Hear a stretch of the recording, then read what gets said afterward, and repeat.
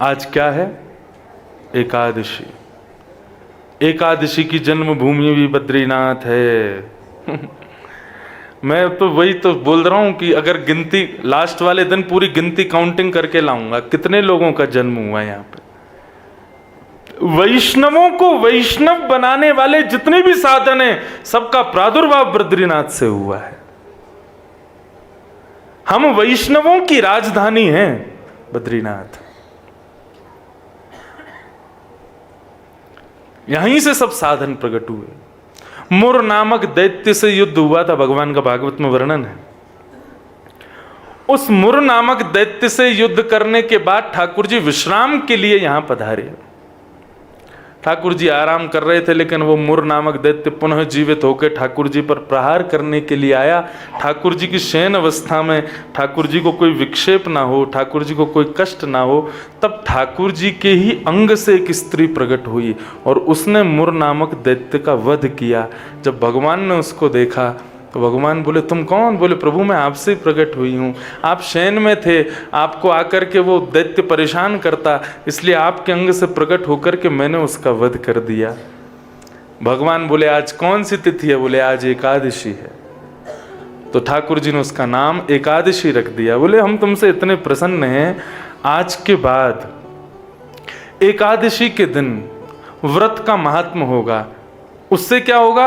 बोले, मेरे जितने भी वैष्णव हैं, यदि उनसे ये न केन प्रकारेण कोई भी पाप हो जाएगा और यदि वो एकादशी के दिन मेरा और तुम्हारा स्मरण करके व्रत करेंगे तो उनके सभी समस्त पाप नष्ट हो जाया करेंगे।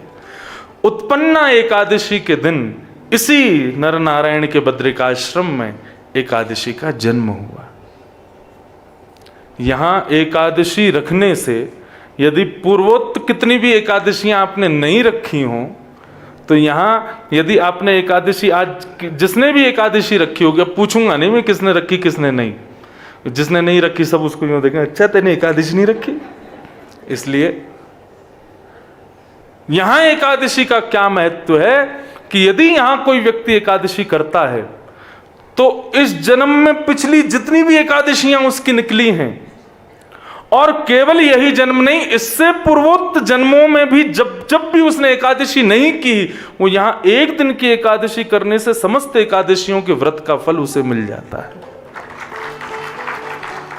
कहां तक कहूं, मैं कहता ही जाऊंगा बद्रीनाथ की महिमा, इस भूमि की महिमा, इस क्षेत्र की महिमा, लेकिन सुनने से काम नहीं चलेगा, करो। और आज जिसने एकादशी नहीं करी ना, उसके दंड के रूप में कल द्वादशी का व्रत रखना। हाँ, और कैसा व्रत रखना? वो आप कहोगे रसोई में तो वही बनेंगे पकवान हमारे लिए, तो फल खाओ, फल खा के रहना कल पूरे दिन, और मौन रहना। एकादशी का कभी जैसे एकादशी टूट जाए, एकादशी छूट जाए, बस एक बात बोलूं, एकादशी मैं भी नहीं रख पाता हूं। कभी कभी पिछली बार जब मैं आया था और आज भी एकादशी रखी, जब भी बद्रीनाथ आता हूं तो अपने पूरे कोटे पूरे कर जाता हूं। तो अभी 1-1.5 महीना पहले आया था, तब भी एकादशी थी, तो एकादशी व्रत रहा, तो उसमें पिछली जितनी एकादशी छूट गई थी उनका सब पूरा हो गया। आज की एकादशी करके मैंने कहा, हे नाथ, आगे की एकादशियों का आज कर देना, आगामी जितनी एकादशी सबका फल आज मिल जाए। क्योंकि कई बार सफर में रहते हैं, और दूसरा बड़ी दुविधा पड़ जाती है, वैष्णवी एकादशी कब की है, और दूसरी एकादशी, वो 2 एकादशियां हो जाती हैं, ट्रैवलिंग में रहते हैं, नहीं हो पाते। और सबसे बड़ी बात, हमारो लाला वो एकादशी को प्रसाद ना पावे, वाकू तो बढ़िया पकवान चाहिए, तो लाला को भोग धरते धरते मुंह में पानी आ जाए, तो फिर हम वही प्रसाद को कभी कभी पाले। लेकिन फिर भी बंधुओं, मैं अपनी कथा में कहा करता हूं, व्रत केवल जीव का ही क्यों होता है? केवल जिह्वा को व्रत मत करवाओ, अपनी प्रत्येक इंद्रिय से व्रत रखो। केवल जीव का ही व्रत क्यों? उसी कोई अन्न नहीं देना। वो बात अलग है कि ठाकुर जी स्वयं श्रीमद् भागवत में उद्धव से कहते हैं, जिते सर्वम जिते रसे, वो सब जीत लेगा जिसने अपनी जीव को जीत लिया, जिसने रसना को जीत लिया। जिसने अपनी जिह्वा नहीं जीती, जिसने अपनी रसना को नहीं जीता, वो भूल जाए कि वो बाकी की इंद्रियों को जीत पाएगा। अगर तुम्हें अपने पूरे शरीर पर संयम करना है तो अपनी जीव पर संयम कर लो। इसलिए एकादशी के दिन जीव का ही व्रत होता है। लेकिन मेरा ऐसा मानना है कि प्रत्येक इंद्रिय से व्रत करवाओ। आज नेत्रों की एकादशी करो। क्या नेत्रों से केवल वैष्णव और नारायण और ठाकुर जी, केवल इन्हीं का दर्शन करना है। उसके अतिरिक्त कोई आ जाए तो नजर नीचे करनी है। ऐसा नहीं कि उसको देखो नहीं, उससे कहो तुम हट जाओ, ये तो अपराध हो जाएगा।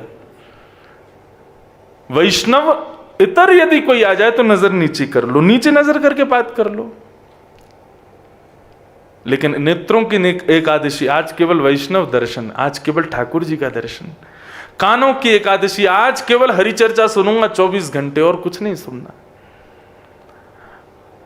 चरणों की एकादशी, आज ठाकुर जी की पूरी प्रदक्षिणा में ही समय निकालूंगा। हाथों की एकादशी, ठाकुर जी के मंदिर मार्जन करूंगा, ठाकुर जी की सेवा करूंगा। हाथों को आज खाली नहीं बैठने दूंगा, ठाकुर जी की सेवा में ही रखूंगा। ऐसे अपनी प्रत्येक इंद्रिय से एकादशी करो, सब सुधर जाएंगी एक एक बार में। तो उस एकादशी का प्रादुर्भाव भी कहां हुआ? इस बद्रीनाथ में। और मैं तो अपनी भाषा में कहता हूं कि एकादशी क्या है? बोले जैसे पतिव्रता नारी अपने पति के लिए करवा चौथ का साल में एक बार व्रत रखती है, ऐसे ही हम पतिव्रता समस्त वैष्णव, हमारे पति नारायण, हम अपने नारायण के लिए हर महीने एकादशी का व्रत करते हैं, एक पतिव्रता नारी की तरह। इस प्रकार इस भूमि ने एकादशी को जन्म दिया। तो इस भूमि की अनंत महिमाएं हैं, कहां तक कहें। सबको प्रणाम करते हैं, लेकिन केवल सुनने मात्र तक मत रखिएगा, उसको जीवन में जरूर अपनाइएगा। तो हमारा नवयोगेश्वर संवाद चल रहा है, पुर्याधनाश्रय।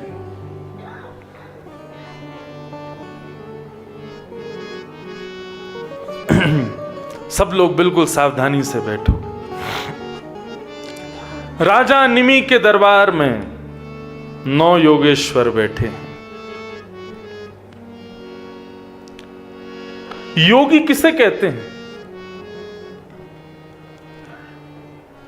जो नित्य अपनी प्रत्येक इंद्रिय से कृष्ण में रमण करें। कृष्ण से इंद्रियां कैसे मिलें? उनकी इच्छा, जैसे हमारी जीव की इच्छा होती है कि हमें कुछ खिलाओ, कान की इच्छा होती है कुछ सुनाओ, नेत्रों की इच्छा होती है कुछ अच्छा दिखाओ, हाथों की इच्छा होती है कि कुछ स्पर्श कराओ, पैरों की इच्छा होती है कहीं ले जाओ। ऐसी प्रत्येक इंद्रियां की हमारी सांसारी इच्छाएं होती हैं, परंतु योगियों की प्रत्येक इंद्रिय की इच्छा केवल कृष्ण है, केवल नारायण है। वो योगी जो अष्टांग योग के द्वारा 8 योग बताए गए हैं भगवान कपिल के द्वारा। कौन कौन से? यम, नियम, आसन, प्राणायाम, प्रत्याहार, ध्यान, धारणा और समाधि। ये 8 योग हैं। इन 8 योगों को जो निरंतर अपने चित्त में व्यवस्थित रखे वो योगी। परंतु ये कौन है? बोले योगेश्वर, योगियों के भी जो ईश्वर हैं। तो योगी कौन? जिसके चित्त में, जिसकी समस्त इंद्रियों में कृष्ण रमण करें वो योगी। और योगेश्वर कौन? बोले जिन कृष्ण की समस्त हृदय में जो रमण करें वो योगेश्वर। नहीं समझे अभी? जिनके चित्त में, जिनकी बुद्धि में, जिनकी समस्त इंद्रियों में कृष्ण रमण करते हैं वो योगी। लेकिन जो लोग श्री कृष्ण के चित्त में रमण करते हैं, श्री कृष्ण के नेत्र में रमण करते हैं, श्री कृष्ण के हाथों में रमण करते हैं, श्री कृष्ण के मस्तिष्क में रमण करते हैं, वो योगेश्वर।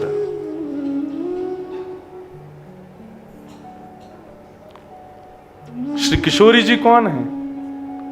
शब्द छोटा है, लेकिन किशोरी जी भी एक योगेश्वर है। जाहि श्याम मुरली में टेरत, सुमिरत बारंबार, परम धन राधा नाम आधार। वह भी योगेश्वर है। और राधा रानी योगेश्वर नहीं, योगेश्वरेश्वर हैं।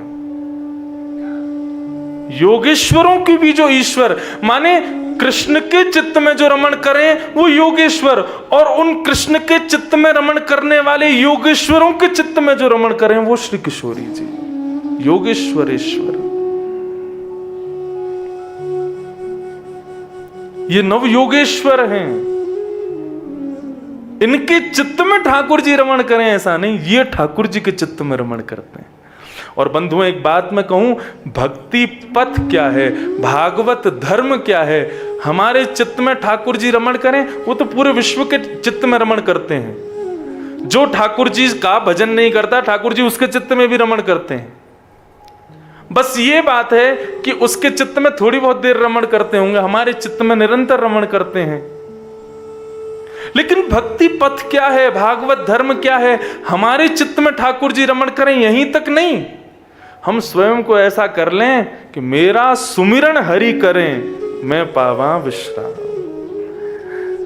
मैं सुमिरन हरि का ना करूं, मैं स्वयं को ऐसा बना लूं कि मेरा सुमिरन हरि करे, हरि मेरी इच्छा रखे, नारायण मेरी इच्छा करे, ठाकुर जी मेरी इच्छा करें। और वो कब करेंगे, जब हम उस योग्य बनेंगे। और उस योग्य बनने के लिए ही ये भागवत धर्म है कि हम उस योग्य बन सकें कि हम ठाकुर जी के चित्त में रमण करें।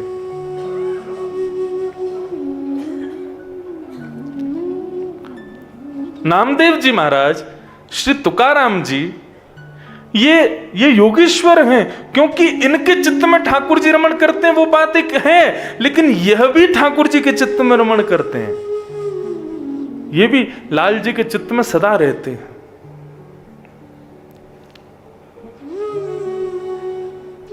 ऐसे कितने प्रसंग हैं जहां ठाकुर जी अपने भक्त के लिए ना जाने क्या क्या करते हैं।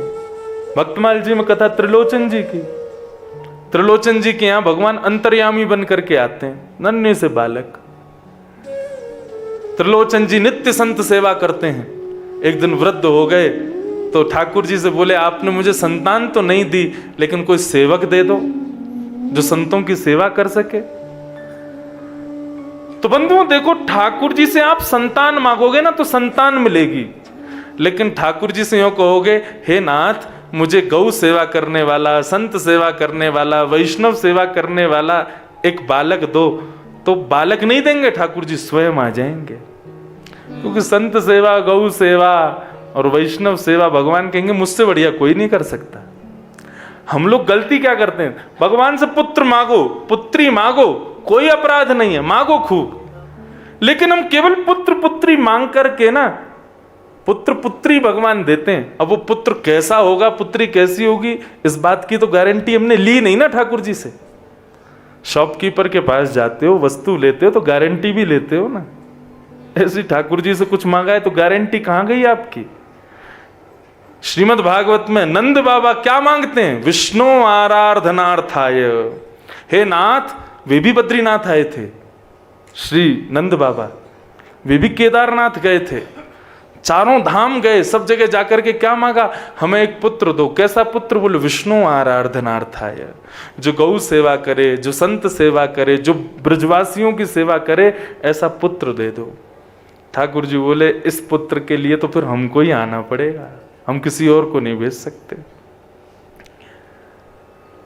ठाकुर जी से जो भी कुछ मांगो उसके बदले में ये जरूर रखो कि ठाकुर जी हमें जो ये वस्तु चाहिए, इससे आपकी सेवा, वैष्णवों की सेवा, गौ सेवा ये रुकनी नहीं चाहिए। ऐसी कृपा करना।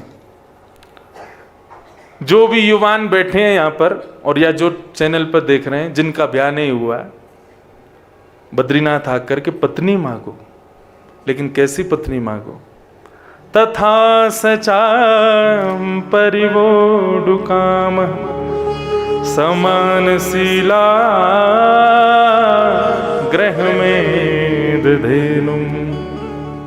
हे ठाकुर जी, हमें ऐसी पत्नी प्रदान करना जो हमारी भक्ति को दुगुना करे, 4 गुना करे, 10 गुना करे, जिसके आते हमारी माला छूट जाए, आपकी सेवा छूट जाए, ऐसी पत्नी मत देना।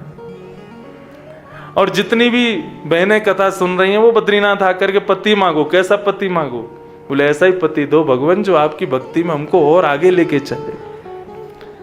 ठाकुर जी से वस्तु मांगो, लेकिन उस वस्तु का प्रयोजन भी ठाकुर जी के चरणों की प्राप्ति होनी चाहिए।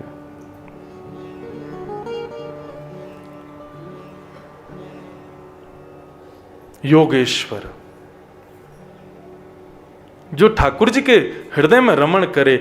तो हम भक्ति के पथ पे चल रहे हैं, अभी पथ शुरू हुआ है, मतलब अभी ठाकुर जी हमारे चित्त में हैं, लेकिन इस पथ पर आगे चलते चलते ये स्थिति होनी चाहिए कि ठाकुर जी के चित्त में तुम पहुंच जाओ, उनके चित्त में आप निवास करो। हमें इस योग्य बनना है, इसीलिए हम ये सब सुन रहे हैं, नहीं तो इनको सुनने का और कोई प्रयोजन नहीं है। और वो प्रयोजन पूर्ण तब होगा केवल जब तक सुनने तक नहीं रहोगे, सुनकर के जीवन में उतारोगे जो जो बात यहां कही गई।